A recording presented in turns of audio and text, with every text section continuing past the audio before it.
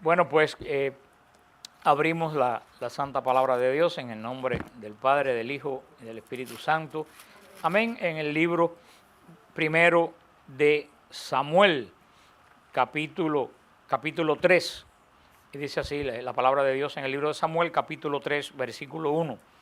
Servía el niño Samuel al Señor a las órdenes del sacerdote Elí.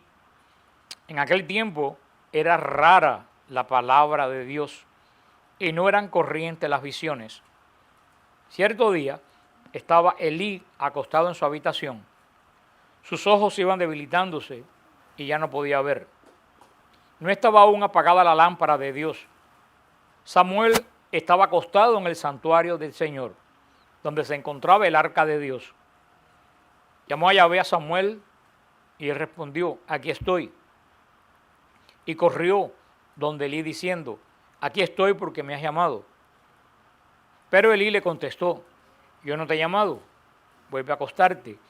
Él se fue y se acostó. Volvió a llamar Yahvé a Samuel. Se levantó Samuel y fue donde Elí diciendo: aquí estoy. Y se fue: aquí estoy porque me has llamado. Elí le respondió de nuevo: yo no te he llamado, hijo mío, vuelve a acostarte. Aún no conocía Samuel al Señor, pues no se le había revelado la palabra de Yahvé. Por tercera vez llamó Yahvé a Samuel. Y él se levantó y se fue donde Elí diciendo: aquí estoy porque me has llamado. Comprendió entonces Elí que era Dios quien llamaba al niño. Y dijo Samuel: vete y acuéstate. Y si te llaman dirás: habla, Señor, que tu siervo escucha. Samuel se fue y se acostó en su sitio. Vino el Señor, se paró y llamó como las veces anteriores: Samuel, Samuel. Respondió Samuel: habla, que tu siervo escucha. Dijo el Señor a Samuel: voy a ejecutar una cosa tal en Israel que todo el que la oiga le zumbarán los oídos. Ese día cumpliré contra Elí todo cuanto he dicho contra su casa desde el principio hasta el fin. Ya se lo he anunciado que yo condeno su casa para siempre, porque sabía que sus hijos vilipendiaban a Dios y no los ha corregido. Por esto juro a la casa de Elí que ni sacrificio ni ofrenda expiarán jamás la iniquidad de la casa de él. Samuel siguió acostado hasta la mañana y después abrió las puertas del santuario del Señor. Samuel temía contar la visión a Elí, pero Elí lo llamó y le dijo: Samuel, hijo mío. Él respondió: aquí estoy. Él preguntó: ¿qué es lo que te ha dicho? No me ocultes nada. Que Dios te haga esto y añada esto otro si me ocultas una palabra de lo que te ha dicho. Entonces Samuel se lo manifestó todo sin ocultarle nada. Él dijo: Él es el Señor, que haga lo que bien le parezca. Samuel crecía, Yahvé estaba con él y no dejó caer en tierra ninguna de sus palabras. Todo Israel, desde Dan hasta Beerseba, supo que Samuel estaba acreditado como profeta de Yahvé.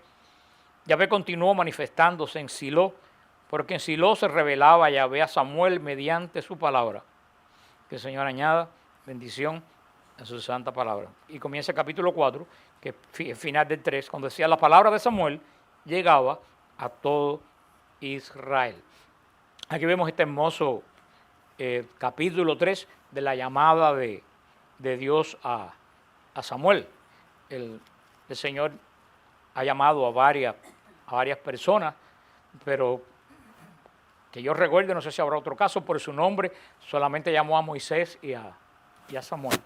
Él llamó a Isaías, llamó a Ezequiel, a Jeremías, dice que desde el vientre de tu madre te llamé. Le dijo a Abraham que saliera de su tierra, de su parentela, pero que haya mencionado el nombre dos veces, como a Moisés y como a Samuel, solamente yo recuerdo en estos dos casos. Así que hay una gran similitud entre la llamada del Señor a Moisés y la llamada del Señor a Samuel. En este sentido, que lo llama por su nombre propio, aunque todos es llamada del Señor. Vemos que el Señor llamó a Abraham para que comenzara una promesa. Vemos que el Señor llamó a Moisés para que comenzara un pueblo, una liberación de la esclavitud. Vemos como ahora el Señor llama a Samuel para reconstruir el culto. Samuel La importancia de Samuel es que va a ser el primer profeta ligado al culto ya del arca de Israel en la tierra de Israel, aunque han habido otros profetas delante de Samuel, pero Samuel es llamado mismo delante del arca. Y hay muchas cosas interesantes en esta llamada del Señor a Samuel. Primero en el capítulo 3, versículo 1 en adelante, dice una cosa muy interesante. Dice, en aquel tiempo era rara la palabra del Señor y no eran corrientes las visiones. O sea, nosotros pensamos, porque leemos la Biblia, que es un libro compacto, pensamos que Dios continuamente estaba hablando con Israel, pero eso no era así. Él se pasaba 300, 400 años y la palabra de Dios no se dirigía a nadie en Israel. Lo que pasa es que nosotros lo leemos todo pegado detrás de otro, pensamos que continuamente Dios tiene un diálogo con las personas de Israel, pero se pasaban cientos de años y la palabra de Dios no venía sobre el pueblo de Israel. Acuérdense que en estos pocos libros, 66, 60 y tantos libros de la Biblia, están condensados casi podemos decir que 10.000 o 15.000 años. Pero vemos que dice en este momento que en aquel tiempo era rara la palabra del Señor. Y lo que es más importante dice que no eran corrientes las visiones. O sea que ya vemos que desde la época bíblica, dentro del pueblo de Dios, está lo que son las visiones. Ya la Biblia nos habla de ese momento que no son corrientes las visiones. O sea que ya había el don de visión en Israel. Y el don de visión es un don de Dios. Y nadie mejor que Santa Teresa define, que tanto lo vivió, define lo que es el don de visión, de una forma que no sé si todo el mundo lo puede entender, porque Santa Teresa decía que tener una visión de Dios es ver sin ver. Santa Teresa decía, es ver sin ver, pero no viendo con los ojos físicos, decía ella, lo veo con más certeza con los ojos del Espíritu que si lo estuviera viendo con mis propios ojos. Así define Santa Teresa lo que es un don de visión. Y que muchos santos lo han tenido, que muchas personas en la iglesia lo tienen y que en Israel estaba lo que dice el libro de Samuel, que en esos tiempos era muy, muy raro. ¿Y por qué era raro que Dios no hablara en la época de Samuel? ¿Y por qué era raro que Dios, no hablaba Dios frecuentemente en la época de Samuel? ¿Y por qué el don de visión no era frecuente en la época de Samuel? ¿Por qué ustedes creen? ¿Ah? Como dice Lucía, como dice Carlos, no había santidad. El pueblo tenía una vida alejado totalmente de la palabra de Dios, alejado del culto de Dios, no tenía vida espiritual. Y al no tener vida espiritual, no había manifestaciones espirituales. Es como yo no sé si ustedes llaman a alguien y del lado de allá el teléfono de la persona a quien tú llamas está roto. Puede estar llamando continuamente que del lado de allá no hay nadie que reciba la señal. Y así ha pasado en la historia de Israel y así ha pasado en la historia de la iglesia. Hay periodos de aridez que la iglesia se ha apartado de Dios y que el Señor ha hablado pero nadie lo ha escuchado. Y don de visión no puede haber cuando tú no vives en el mundo espiritual. Porque para tener el don de visión tú tienes que vivir en el mundo espiritual. Y una persona que es ajena al mundo del espíritu, una persona que está en el mundo del intelecto, no puede tener una visión. Y si la tiene una persona en el mundo del intelecto, pues entonces lo analiza y piensa que le trajo recuerdo de su infancia, qué sé yo, y busca una explicación lógica. Cuando las cosas de Dios, pocas cosas de Dios tienen lógica. Lógica en el sentido de nuestra lógica. Y por eso yo se lo decía el otro día a una persona que me escribía de WTN, que es una pena que nuestra iglesia en los últimos años se ha vuelto intelectual, no espiritual. Es una iglesia totalmente intelectual. Todo lo procesa por medio del intelecto. Tú vas a ver un sacerdote con un problema espiritual y te dice que vaya a un psicólogo. Eso es triste, porque nuestra misión no es mandar a nadie psicólogo, nuestra misión es arreglar el espíritu. Pues cuántas personas conozco que han venido a la iglesia y los sacerdotes han mandado a un psicólogo que ha terminado lleno de pastillas sin arreglar el problema espiritual. Sin embargo, han venido un grupo de oración y con 2 veces que han venido, su problema se ha ido. Porque tenemos mucha gente como el sacerdote Elí, que estaba sentado en la puerta del santuario, metido en su mundo y todo lo demás alrededor derrumbándose. Mira tú qué indolente era Elí, que cuando le dijeron que toda su familia se iba a ser destruida, que dice, bueno, eres Dios que haga lo que bien le parezca. Eso es el cómo de la indolencia. A mí qué me importa, si lo va a hacer que lo haga. vemos que era una persona que ni tenía sabiduría, y muchas veces la indolencia lo hace a uno totalmente insensible. Él dice, soy viejo, que después de mí hagan lo que le dé la gana. Eso es la falta de responsabilidad con las generaciones futuras. Pero yo creo que el gran peligro que ha tenido la iglesia, y gracias a Dios la iglesia está saliendo de esto, es que se ha vuelto una iglesia intelectual. Cuando no se entiende algo de Dios, enseguida se explica. Cuando no se puede explicar la multiplicación de los panes y los peces, dice que la gente sacó pan y lo repartió, y lo compartieron. Tontería, el Evangelio dice bien claro que nadie tenía comida, ni que había de dónde sacarla. Los apóstoles estaban preocupados porque precisamente no había comida, porque si los apóstoles hubieran habido, que hubiera habido comida, le hubiera dicho, Señor, tienen la comida, pero no la quieren compartir. Y le dijeron que no había comida. Cuando todos los que no pueden entender, le dan una explicación intelectual. Y yo le decía a una persona, lo que han hecho es terminar reduciendo la palabra de Dios a un libro de cuentos, que hay que interpretarlo cada cual de una forma totalmente diferente. Y todo eso, ¿tú sabes por qué? Porque tenemos una iglesia que se ha vuelto una iglesia, ¿qué cosa? Intelectual, no la iglesia del Espíritu. Créeme que una persona intelectual no tiene visiones. Y una persona intelectual no puede entender el Espíritu. Esos son los que se ríen de las cosas del Espíritu, porque no lo entienden. Entonces se ríen de las cosas del Espíritu, se ríen del don de lengua, se ríen de las cosas del Espíritu y terminan creyendo en el yoga y en la meditación trascendental y en el, ¿cómo se llama?, enneagrama, y en todas esas porquerías de la nueva era. En el Reiki, en todas esas porquerías, como dice el profeta Ezequiel, se apartan del agua viva para tomar agua en charcos llenos de fango. Porque créeme, cada vez que yo me entero de alguien que se ríe de las cosas del Espíritu Santo, de los dones del Espíritu Santo, yo siempre averiguo y esa persona cree en el yoga y en todas esas porquerías. Han sustituido el agua viva de Dios con fango. Y eso mismo es lo que pasaba, y eso es nuevo, eso no es nuevo. Eso ya lo vemos que esto viene sucediendo ¿desde cuándo?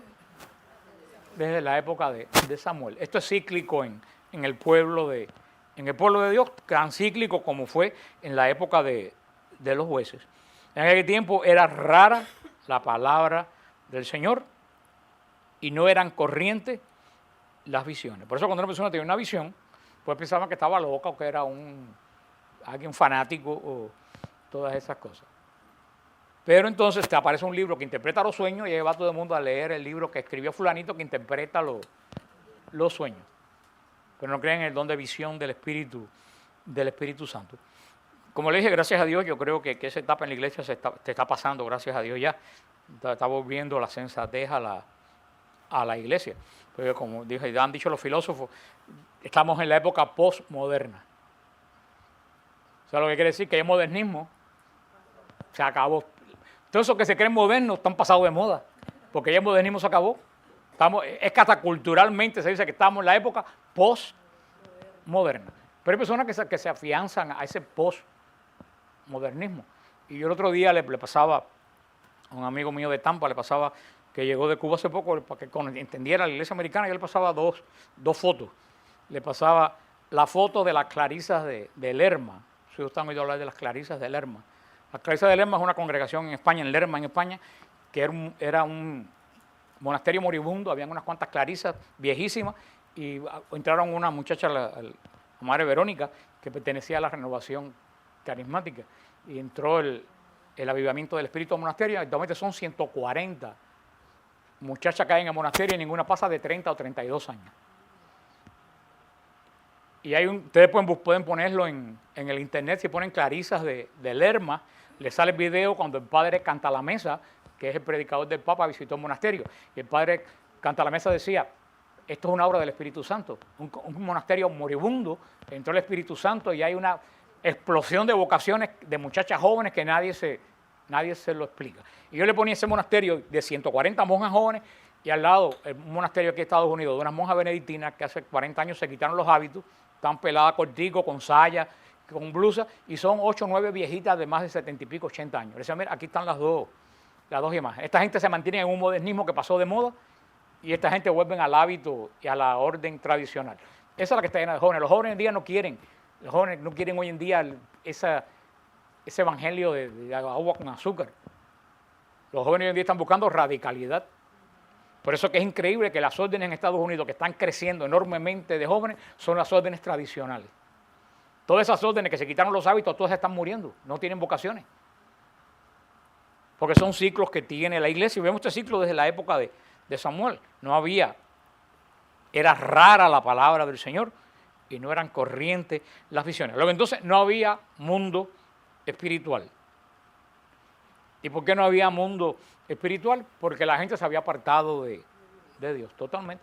¿Y por qué la gente se apartó de Dios? Porque no tuvieron levitas que le enseñaran la palabra de Dios, porque no tuvieron sacerdotes que les mantuvieran un culto digno, y el pueblo se enfrió. Pero nunca el Señor deja que el pueblo se enfríe de todo, porque en medio de esta decadencia que había en Israel en este momento, que es una de las veces que Israel toca más bajo en su historia, vemos que el Señor saca a este gran profeta, al profeta Samuel. Y mira qué interesante. ¿Se acuerdan dónde estaba Elí cuando empezamos a leer el libro de Samuel? ¿Dónde estaba Elí? Estaba sentado afuera del tabernáculo en una silla. Ahora fíjense, ¿dónde está Samuel? Durmiendo dentro del tabernáculo delante del arca. Ustedes ven la diferencia. ¿Y a quién le habla Dios? Al que está adentro, no que está sentado afuera, medio soñoliento, medio moribundo, indolente, de eso que no me interesa nada, vamos a tener lo que tenemos hasta ver hasta cuándo dura. ¿Tú te das cuenta que mientras más cerca tú estás de Dios, más Dios te habla? Pero tú tienes que acercarte a Dios. Hay mucha gente hoy en día en la iglesia que pasa como Samuel y como Elí. Hay mucha gente en la iglesia que están dormidos en la parte de afuera de la iglesia. Y hay personas que están durmiendo frente al tabernáculo. Ahora, para averiguar tú cuál de esos eres tú. Elí, que estaba sentado a la puerta del tabernáculo haciendo juicio. Mira, esta mujer es una borracha, y los hijos acabando con el culto de Dios. Sin embargo, Samuel, ¿dónde se cría Samuel? Dentro del santuario, al lado del arca. O sea, vemos que desde el principio Samuel es alguien bendecido, porque la vida de Samuel corresponde a un grito de oración de Ana, su madre. Es un milagro. Es un niño que nace por la tosudez de su madre de engendrar vida. Y después un niño consagrado a Dios. Y no solo consagrado a Dios, sino que se cría dentro del tabernáculo. Y vemos que dormía delante del arca de la alianza. Y estando Samuel durmiendo delante del arca de la alianza, es cuando el Señor lo llama por su nombre. Y a mí hay personas que me han dicho, me han escrito diciendo que muchas veces ellos van al Santísimo y les da sueño. Y bueno, qué mejor lugar que dormir que en el Santísimo. Ahí durmiendo fue cuando el Señor llamó a Samuel. Fíjate que hay dos personas dormidas. Elí estaba dormido casi siempre, pero ¿dónde? Afuera. Y Samuel está dormido adentro. ¿A quién llamó el Señor? Al que está dormido adentro. Pues digo a la gente, si tú vas al Santísimo, estás orando y te duermes, qué mejor que dormirse orando. Que dormirse viendo porquerías o pensando porquerías. O sea que yo creo que estar dormido delante del Santísimo un rato en una capilla de oración vale más que estar recitando palabras que tú de memoria por yo no sé qué tiempo. En este sueño de Samuel delante del arca de la alianza es cuando el Señor lo llama, y lo llama por su propio nombre. Como le dice Isaías, desde el vientre, yo tengo grabado en mi mano. Y por supuesto, cuando el Señor llama, nunca Samuel había escuchado al Señor hablar. Recuérdense que Aarón hablaba con el Señor, recuérdense que el Señor hablaba de encima del arca, de entre los querubines. Pero ¿sabe Dios cuántos cientos de años haría que el Señor no hablaba en el arca? Y primera vez que el Señor, después de tantos cientos de años, el Señor habla. Y fíjate qué interesante todo esto que nos dice el libro, que Samuel, ¿a quién va cuando se oye llamado? A Elí. Pero Elí no tenía la más remota idea de quién lo estaba llamando. Qué triste que un sacerdote del Señor haya perdido su relación con Dios de tal forma que Dios llama a alguien y él no sabe quién es quien llama. Y eso puede pasar con nuestros sacerdotes, puede pasar con todos nosotros que dirigimos ministerio, que podamos perder el contacto con Dios y no saber guiar verdaderamente a la gente que el Señor ha puesto, tanto de mí como de Miguelina, como personas que tienen ministerios como de los sacerdotes, como de los obispos. Si nosotros que tenemos una obligación sobre personas, no tenemos un contacto con Dios, nosotros no podemos guiar a estas personas. Y eso es lo que está pasando en estos momentos en muchos lugares. Como el Señor dijo, ¿puede un ciego guiar a otro ciego? Los dos se van a caer en el mismo hueco. Y eso es lo que muchas veces yo veo hoy y digo, ciegos guiando ciegos. Y no digo ciegos de visión física, estoy diciendo ciegos de visión espiritual. Elí, que era sumo sacerdote, Elí tenía que saber cuando el Señor hablaba para poder guiar a las personas que estaban bajo su amparo. Sin embargo, el Señor habla y Elí no tiene la menor idea. Es a la tercera vez cuando Elí parece que algo de lo que aprendió en su infancia o antes de caer ese pesimismo. Pero yo estoy seguro que Elí le cayó ese pesimismo espiritual que tenía arriba de ver desastre tan sobre desastre. Estoy seguro que Elí vio a las personas apartarse del culto de Dios, a los levitas apartarse de predicar la alianza del pueblo desbandado, uniéndose a los cultos paganos cananeos, y Elí empezó a decir, ¿qué le voy a hacer? Y llegó un momento que se insensibilizó. Y eso no puede pasar a nosotros. Que eso fue lo que hablamos en retiro. ¿Se acuerdan de uno de los temas que vimos en retiro? ¿Cómo se llamaba? ¿La qué? La asedia. El pecado de asedia. Eso lo dimos en el retiro, en este retiro que pasó. Y uno de los pecados más grandes que existe en este momento, el pecado de la asedia, que te lleva a una insensibilidad espiritual. Esa insensibilidad espiritual te llega un momento que tú no soportas nada de las cosas de Dios. Pero eso es un proceso largo, como explicamos en el retiro. Por eso una de las cosas que más mata al espíritu del cristiano es el desánimo. Y decir, bueno, si yo no puedo cambiar nada. Y eso nos puede pasar a nosotros. Cuando nos ponemos a pensar, pero ¿por qué el Papa no hace o dice eso? ¿Por qué el arzobispo no hace o dice eso? ¿Por qué el párroco no dice o hace esto? ¿Por qué el diácono no dice? ¿Por qué la iglesia? Tú sabes, llega un momento, mira, la iglesia somos 1.200 millones. Tú no puedes cambiar la iglesia. Al arzobispo pocas veces en tu vida tú lo has visto. Tú no puedes cambiar y si le manda un email posiblemente no le llegue. Tú no vas a cambiar al arzobispo. A tu párroco, buena suerte. Cuando nosotros vemos esas cosas, ¿tú sabes lo que empieza a caer sobre nosotros?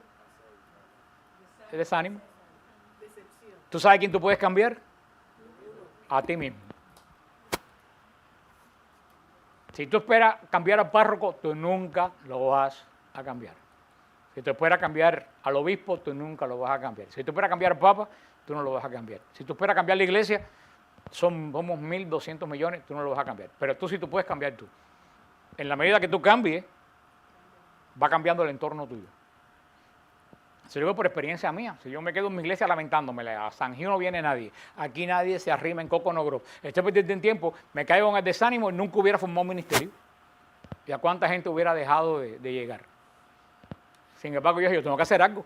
Y para hacer algo empiezo por mí mismo. Y me fui a ver al Padre Castellano, empecé a buscar por diferentes lugares de cómo podía yo cambiarme yo. Se lo digo no por vanagloriarme, sino por dar una experiencia de mi propia vida, porque eso le sucedió a Elí, decir, no puedo hacer nada, mira qué malas están las cosas, se están poniendo peores, es una sinvergüencería el mundo como está, y caemos en ese desánimo y terminamos como el sacerdote Elí, como sentado en la puerta del santuario dormido, y después diciendo, que haga el Señor lo que bien le venga en gana. Nosotros tenemos que hacer cada uno lo que está a nuestro alcance. Tú no puedes esperar, vos decir, cambiar el mundo ni cambiar la iglesia. Tú puedes cambiarte solamente a ti. Y cuando tú te cambias a ti, el entorno que te rodea es lo que tú puedes cambiar. Y mientras tú no empieces a hacer, si todo el mundo se dedica a cambiar uno, ver cómo uno puede crecer, y después que tú empiezas a crecer, ve cómo puedo llevar lo que yo he aprendido a otros, aunque sea dos, ya tú estás en el buen camino. Si no, estás como Elí, llegando a la insensibilidad, a la decepción. Mira el escándalo tal, mira aquello que pasó. Son cosas que te van endureciendo. Es como siempre, no, porque uno siempre le conduele el hambre de los niños en África. Y nos quedamos en eso que es puramente romántico, cuando sí que hay gente en Miami que sí tienen hambre y que tú los puedes ayudar. pero te quedas en un lamentar en algo que tú no puedes cuando sí hay cosas que tú puedes. Hay los solos que están los viejitos, pero a lo mejor hay un viejito en tu edificio o que tú conoces que tú lo puedes llamar, pero te mantienes en el lamento, nadie se ocupa de los viejitos, empieza tú a ocuparte de uno. Empieza a ocuparte tú de uno, coge uno, ocúpate tú. Dale, no esperes, tú no te das cuenta, y el Papa lo dijo el otro día, los católicos son devotos de Santa Lamentación. Lo dijo el Papa Francisco hace 2 días. Dice, todos los católicos son devotos de Santa Lamentación, porque lo único que tenemos lengua los católicos es para lamentarnos. Que sea el párroco, que sea el grupo, que sea la iglesia, que sea el coro, que sea el otro, que sea aquello. Cuando nosotros primero son los que nos ponemos en movimiento, estamos como Elí, dormidos, pero no dormidos ni siquiera, porque todavía si estuvieras dormido dentro de la iglesia, pero estamos como Elí, dormidos fuera de la iglesia. A mí de verdad que me impresiona estas palabras de Elí, después que Samuel le dice lo que el Señor va a hacer. Que dice Elí, eres Dios, que haga lo que bien le parezca. Mira a qué grado de insensibilidad. Si él se pone a interceder por sus hijos, posiblemente los hijos de él se sanan, se salvan y no cae esta desgracia sobre él. Pero en vez de ponerse a interceder por los hijos, de arrepentirse, de querer cambiar, que sea como sea.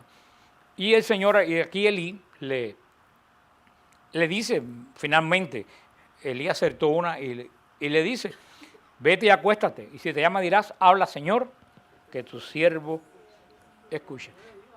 Y esa es la gran frase que ha quedado grabado en toda la historia de la salvación, que debe ser la frase de respuesta del creyente a Dios.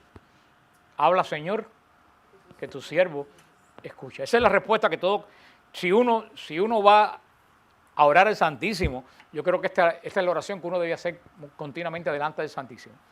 Habla Señor, que tu siervo escucha.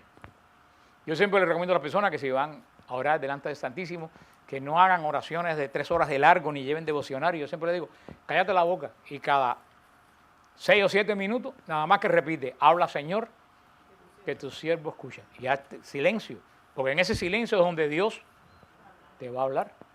Y trata un tiempo de silencio, te quedas dormido, Dios le habló a Samuel cuando estaba dormido. Y espera un largo rato, y al cabo del rato, ¿qué es lo que vas a decir? Habla Señor, que tu siervo escucha. Yo creo que esa es la verdadera oración del creyente. En la iglesia bizantina, desde los primeros siglos, está lo que se llama la oración de Jesús, que es una oración que se repite lentamente, continuamente, y que se puede variar, pero que la oración de Jesús es, oh Jesús, Hijo de Dios, ten misericordia de mí que soy pecador. Y espera un rato, vas a decir más despacio, oh Jesús, Hijo de Dios, ten misericordia de mí que soy pecador. Y para eso es el rosario bizantino, que son nudos, son 100 nudos con un moño alante, una cruz con un moño alante. Pero esa oración se puede cambiar. Y una de las cosas que se puede cambiar es por esto que dice Samuel, habla Señor, que tu siervo escucha. Para mí son una de las palabras más hermosas que tiene la Escritura. Y el Señor habló. Y vaya se habló. Y fíjate lo que le dijo a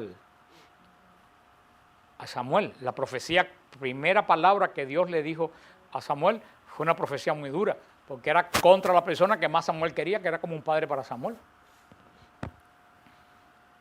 Voy a ejecutar una cosa tal en Israel, que todo el que la oiga le zumbarán los oídos.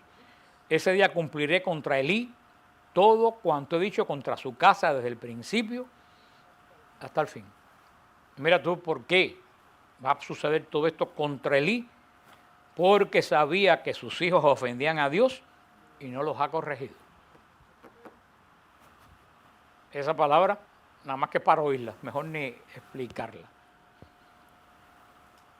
El mal que vino sobre la casa de Elí es porque Elí conocía el mal que hacían sus hijos y no los corrigió.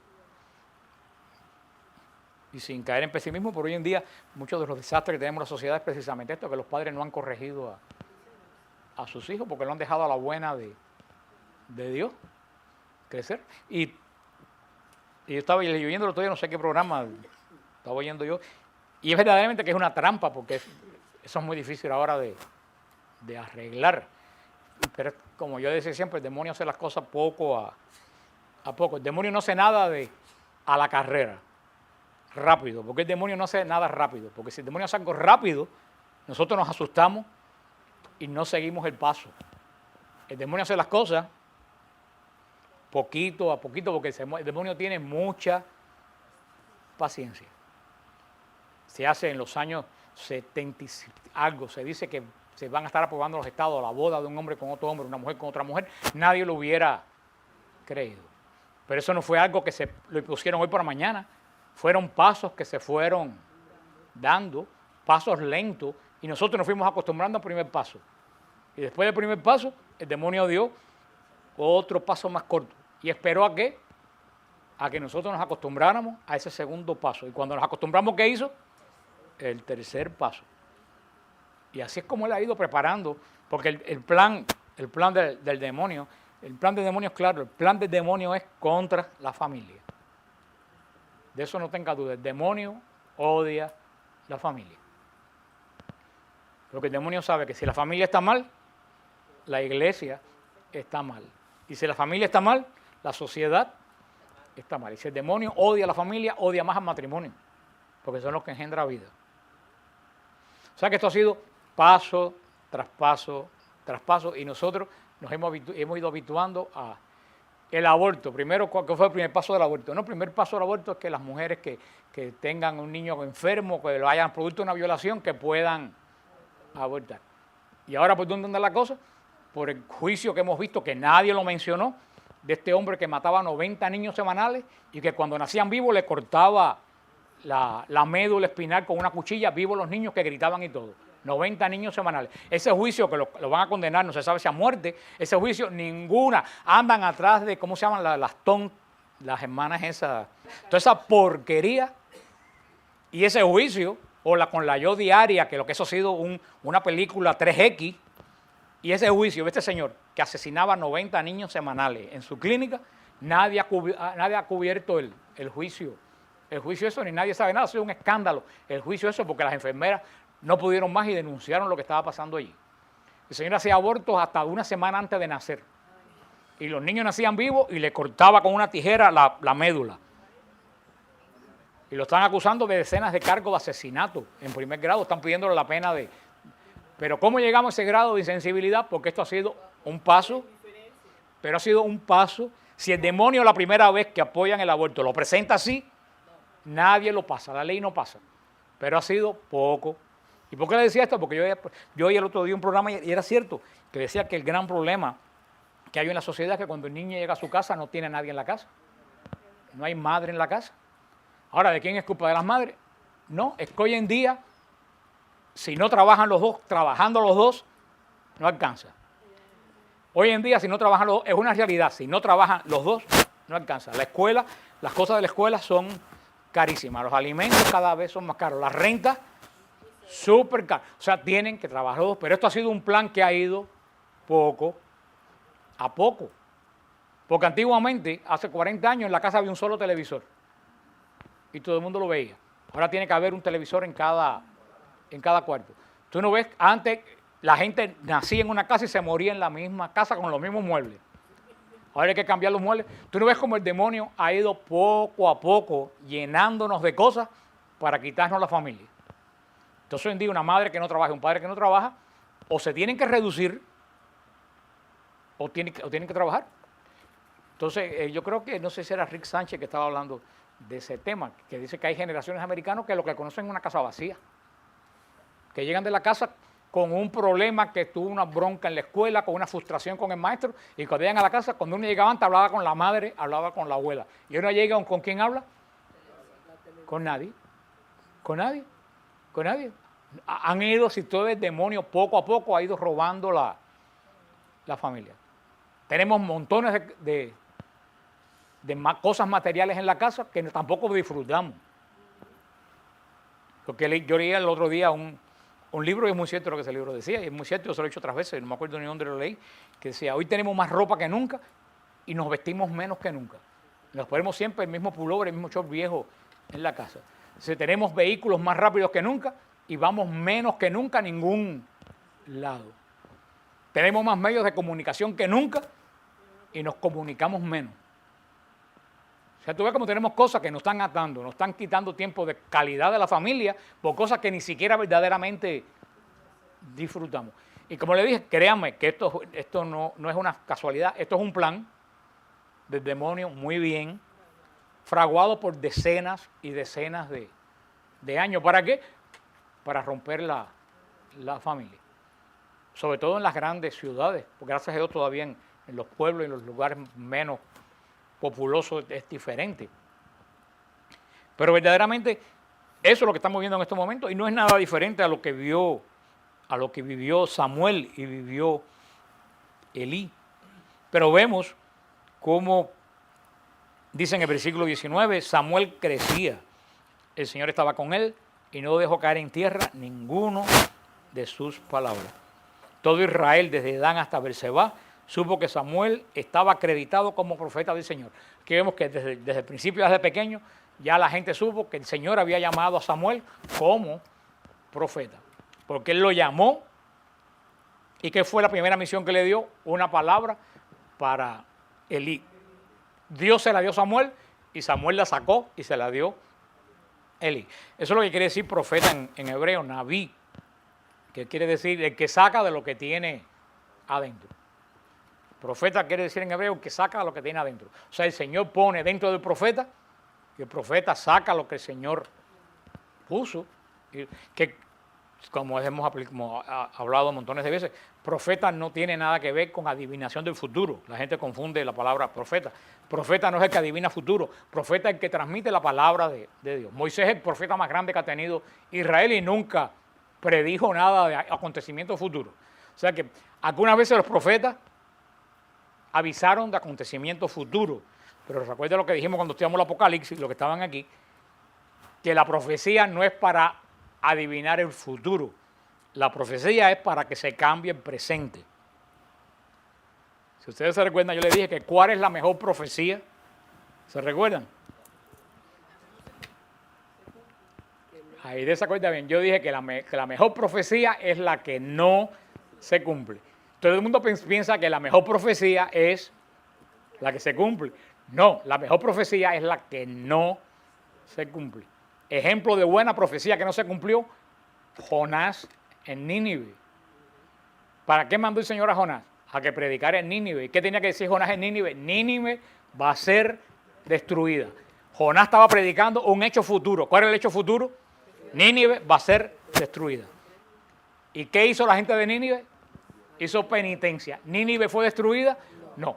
Esa es la mejor profecía. Porque la profecía no es para el futuro. La profecía es para cambiar el presente. Dios no anda adivinando futuro continuamente. Dios, si te dice algo del futuro, es para que tú cambies el presente. Como el caso de Nínive. Por eso que ustedes vieron el clase de berrinche que le dio a Jonás, porque no se destruyó Nínive. Y se sentó abajo de una mata a pelear y el Señor le secó la mata.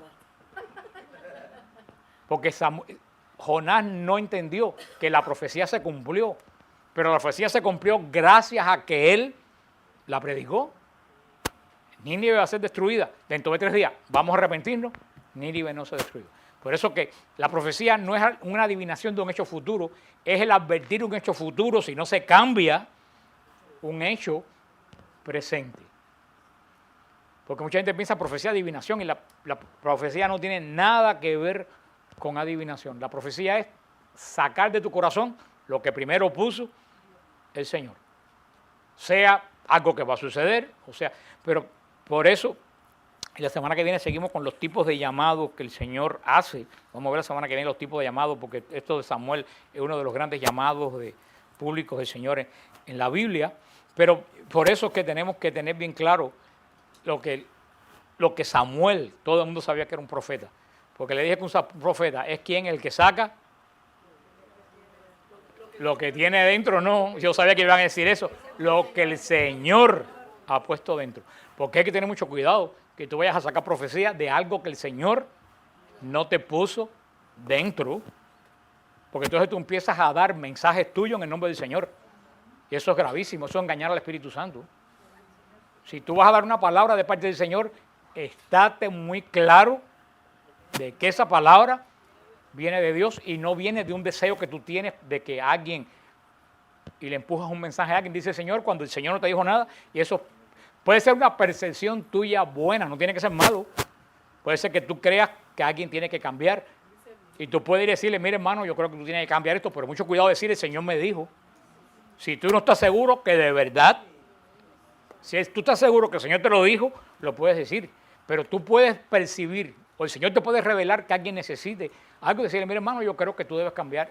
Y eso es tu discernimiento, pero no es profecía.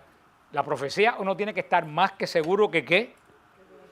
Que Dios te la puso dentro de ti para darla. Si tú no estás seguro que Dios te la ha puesto dentro de ti, mejor darlo como una opinión personal tuya. Se lo digo porque hay muchas personas diciendo, no, el Señor me dijo que te dijera. El Señor se pasa tiempo y no habla. Hay que tener mucho cuidado con ese tipo de personas que quiere darte una opinión propia y se le empuja al Señor.